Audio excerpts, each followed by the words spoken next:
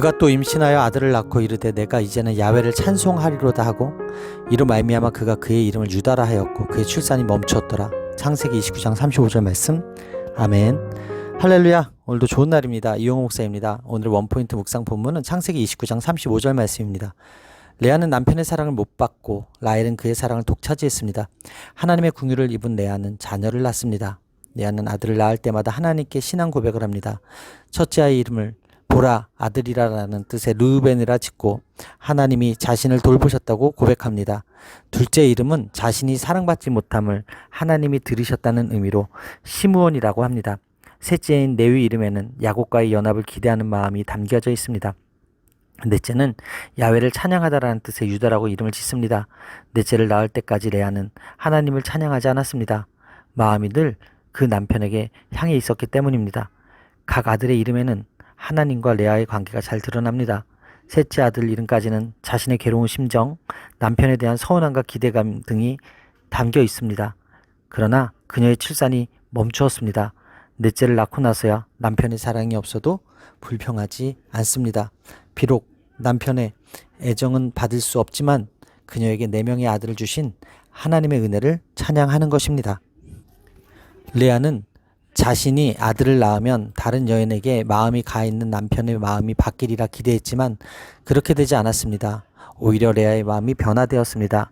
그녀가 지어준 자녀의 이름들을 보면 그녀가 남편을 의지하는 사람에게 하나님을 의지하는 사람으로 변해가는 것을 보게 됩니다. 그녀가 지은 유다라는 이름은 상황과 사람의 관계없이 하나님을 찬양하는 사람이 되었음을 보여줍니다. 레아는 아버지에 대하여 부당한 일을 당했고 남편에게 미움을 받았지만 하나님이 갚아주시는 복을 얻었고 하나님을 깊이 깨닫는 은혜를 누릴 수 있었습니다. 힘들고 억울한 일을 당했을 때 원망스러운 마음이 들고 어떻게든 남들이 누리는 것을 누리고 싶은 마음이 들기도 하지만 하나님은 그 모든 것을 내려놓게 하심으로 더 큰 은혜를 주십니다. 내가 갖지 못한 것보다 더 크고 좋은 것으로 갚아주시는 하나님을 인정하고 찬양합시다. 따라서 오늘의 원포인트 메시지는 찬송하리로다입니다.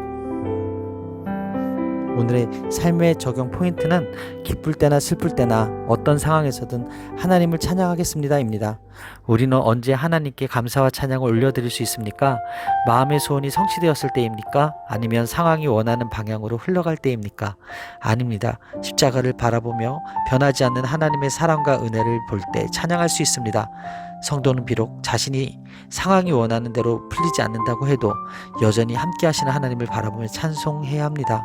송명희 시인은 나라는 찬송시에서 남이 가진 재물이나 지식이나 건강이 없지만 공평하신 하나님이 남이 갖지 못한 것을 갖게 하셨다고 노래했습니다.